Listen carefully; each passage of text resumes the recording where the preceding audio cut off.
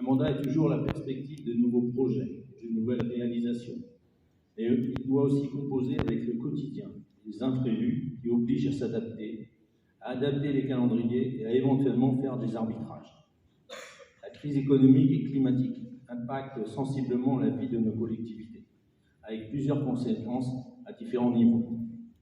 Sur le plan social, cela nous oblige à une prise en compte accrue des difficultés sociales rencontrées par la population, qui passe souvent par l'adaptation des services sociaux, la réflexion sur les politiques tarifaires des services municipaux, la politique éducative soucieuse de garantir l'épanouissement de tous les jeunes, avec le renouvellement du projet éducatif de territoire et la participation active aux dispositifs proposés par l'Éducation nationale et la CAF, territoire éducatif rural et convention territoriale globalisée. Des efforts consentis pour les subventions aux associations qui contribuent tellement au lien social et à l'accès de tous aux loisirs et à la culture, la mise en œuvre de dispositifs d'accompagnement à la rénovation de logements. Sur le plan de la gestion, cela contraint d'une part à davantage de vigilance sur les dépenses et d'autre part à inclure dans les réflexions sur les montages de projets des solutions performantes en termes notamment de consommation et de production d'énergie. En 2024, cette nouvelle démarche sera marquée par l'acquisition d'un nouveau véhicule électrique au service technique.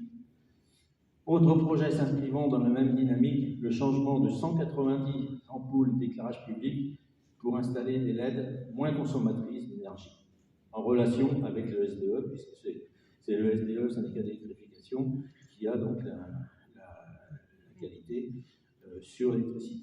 En réalité, c'est toute une façon de construire ou de rénover qui doit évoluer pour s'ouvrir à de nouvelles méthodes et de nouvelles filières. La municipalité s'est par ailleurs engagée dans la mise en œuvre d'un dispositif d'accompagnement financier des habitants qui souhaitaient rénover leur habitat pour le rendre plus performant en termes de consommation d'énergie, mais également pour permettre d'améliorer l'offre de logements locatifs sur la commune. Ainsi, une opération programmée d'amélioration d'habitat a été approuvée avec un volet rénovation urbaine sur les quartiers du centre de l'agglomération. L'année 2024 marque le démarrage de cette opération qui s'étalera sur 5 ans et qui vise à accorder des aides en complément de celles données par l'Agence nationale d'amélioration d'habitat et par la communauté de communes. Les objectifs de la transition énergétique demandent en outre aux communes de définir des zones prioritaires pour le développement des énergies renouvelables. Ce sujet fait débat, bien sûr, auprès des instances municipales, de la population. La commune doit présenter un projet pour le 31 mars 2024. Gageons que ce projet ne sera pas le dernier, mais qu'il pose les jalons de la nouvelle nécessaire concertation autour de ces sujets, dont les enjeux sont multiples et impactent le territoire. Ce début de mandat a été compliqué par la crise sanitaire, puis par la crise économique. Mais les projets sont sur les rails. Ils ont toujours pour objectif d'adapter la ville pour conserver la qualité de vie en répondant aux besoins des habitants. Ainsi, les travaux commencent par la réalisation d'équipements. Les travaux d'agrandissement, de la restructuration de l'espace socioculturel à Alexis-Moison viennent de démarrer et vont durer jusqu'à l'été 2025, avec d'importantes exigences en termes de performance énergétique. Cette structure est essentielle dans son rôle de mise en œuvre des services sociaux, avec notamment l'antenne France Service de la communauté de communes, mais également pour les services garantissant l'accès aux loisirs et à la culture, animés par l'association MJC, que je remercie pour leur dynamisme. Et j'en profite que si vous avez besoin de place pour tout ce chante, d'aller à la MJC, puisqu'il reste quelques places pour notamment le spectacle de Sheila. Voilà. Ce projet de valorisation et de requalification du bâtiment a reçu un accompagnement financier de nombreux partenaires du territoire, l'État, notamment avec le Fonds vert, la DETR, la DSIL, la CAF, la région, le département, l'intercommunalité. Ainsi, ils reconnaissent une fonction notable et un rayonnement sur le territoire. Dans le même quartier, les travaux de réaménagement de la tranche 3 de l'avenue du Port ont démarré le 10 janvier dernier. Ces travaux vont contribuer à la requalification de cet espace structurant de notre commune, en sécurisant les déplacements, en développant les modalités douces, en valorisant les espaces de services et de commerce qui bordent la voie. Donc 2 tranches vont être en cours, puisqu'il y a la partie des eaux pluviales qui a commencé, et la deuxième partie qui sera l'aménagement un peu plus complet de cet espace. Il a reçu le soutien de l'État en étant lauréat du 6e appel à projet mobilité active, en privilégiant et en favorisant la réalisation de pistes cyclables permettant l'adaptation de nos modes de déplacement dans le cadre de la transition écologique. Donc une subvention qui est bienvenue, puisqu'elle était de l'ordre de 225 000 €. Le projet du futur cinéma se poursuit, avec un démarrage des travaux prévus pour l'automne de cette année. J'ai signé le permis la semaine dernière pour le déposer donc, au service instructeur. Ils seront précédés d'un réaménagement de la rue Cap-des-Ailes, organisant son dévoiement pour élargir le terrain d'assiette du futur équipement et en garantir l'intégration urbaine avec les abords de qualité. Donc c'est tout un quartier qui va naître, puisque il y a également les parkings dont je vais vous parler, la communauté de communes. Le permis d'aménager sur le domaine là-bas, c'est-à-dire à côté de Aldi, donc est en cours d'étude. Le lieu d'accueil, donc, comme vous a dit Jean-Marc, du futur pôle santé, est en cours d'instruction et devrait voir le jour avec un permis pour le mois de mars. Pour ceux qui ont vu le secteur, il y a à côté la construction du cabinet dentaire qui est en grosse montagne de terre. Donc c'est le cabinet dentaire qui est en construction. Les travaux de remise en état des sols de l'espace dit Cosmos, notamment des pollutions, en face de la gare sont en cours. Ils vont se poursuivre par l'aménagement des réseaux par le groupe La Mode, permettant de viabiliser les lots à construire, la construction du premier collectif de logements mené par le social Espacil devrait également démarrer en 2024, ainsi que le bâtiment de la pizzeria. S'agissant du pôle gare, l'aménagement du parvis et la réalisation des parkings portés par VHBC vont démarrer après avoir pris un peu de retard. D'une part, il fallait assurer la faisabilité technique des parkings situés en zone PPRI. Voilà, donc on a réalisé un gros travail avec les services de l'État, notamment avec la police de l'eau, qui sont pas loin de la Vilaine. D'autre part, il a paru indispensable d'adapter le projet aux nouveaux objectifs de production d'énergie renouvelable, puisque les lieux présentent une réelle opportunité pour l'installation d'ombrières photovoltaïques.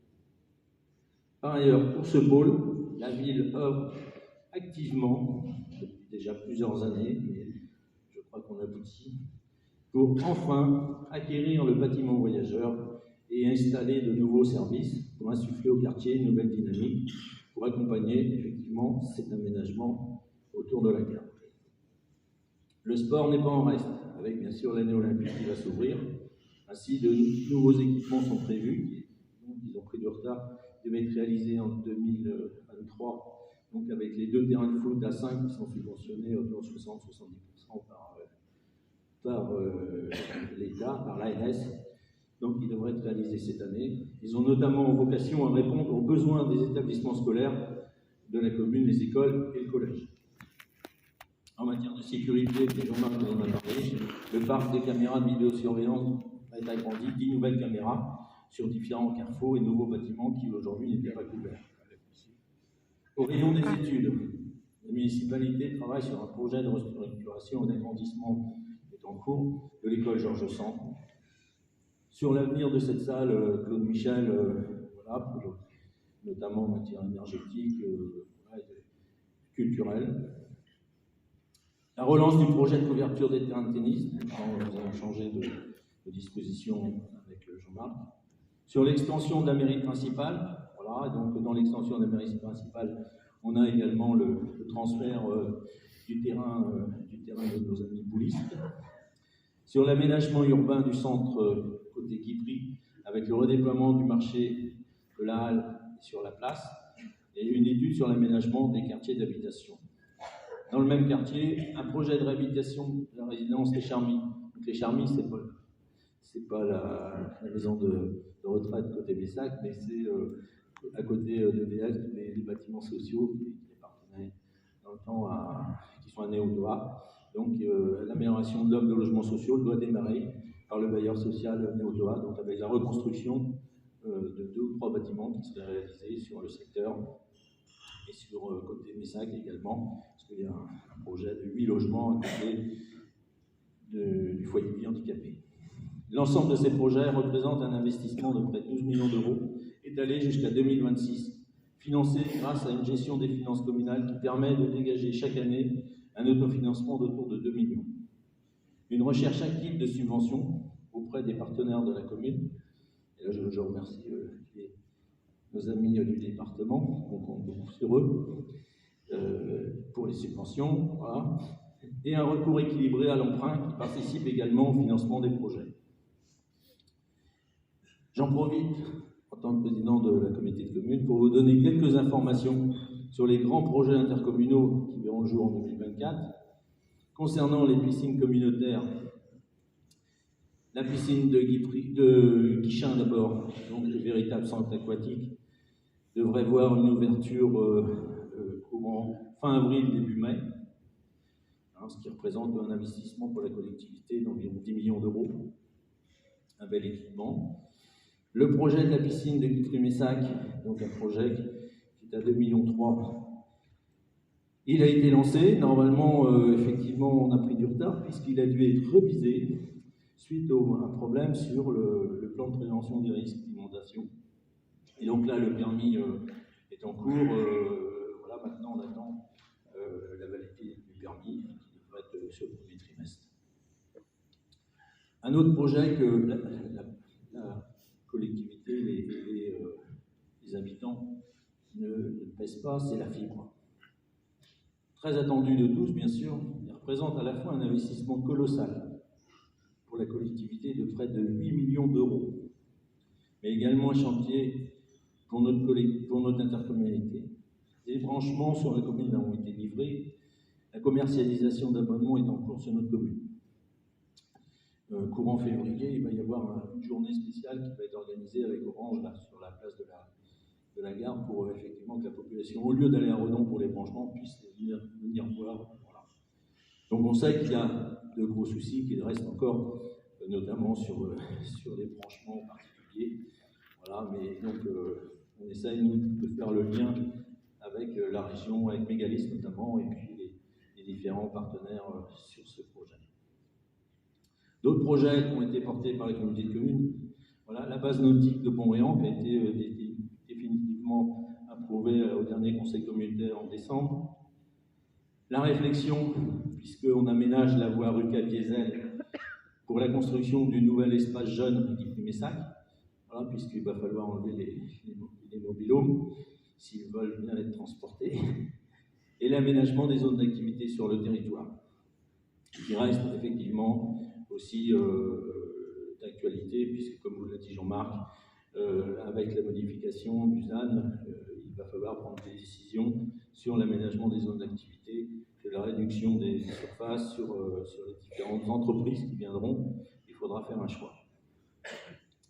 Pour clore cette intervention, je vais remercier l'ensemble de l'équipe municipale qui ne ménage pas ses efforts pour son investissement et sa disponibilité, les agents municipaux pour leurs compétences et leur précieuse collaboration, parce que pour avancer des dossiers, si on n'a pas de collaborateurs, on n'avance pas les dossiers. Il faut quand même le dire.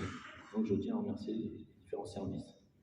Les partenaires institutionnels, l'État, le département, la région, l'intercommunalité, qui se tiennent aux côtés de la commune pour l'accompagner et la soutenir dans ses projets. Les services de secours, notamment les sapeurs-pompiers volontaires, pour les nombreux feux et secours à la personne, sans parler souvent de leur rôle social dans certaines interventions. Je l'ai évoqué tout à l'heure, la gendarmerie, qui nous soutient régulièrement sur des interventions. Tous les acteurs du monde associatif qui font vivre notre commune et s'investissent à nos côtés pour la qualité de vie à Guitry-Messac. Je vais évidemment vous adresser à tous, à toutes, tous mes vœux pour 2024.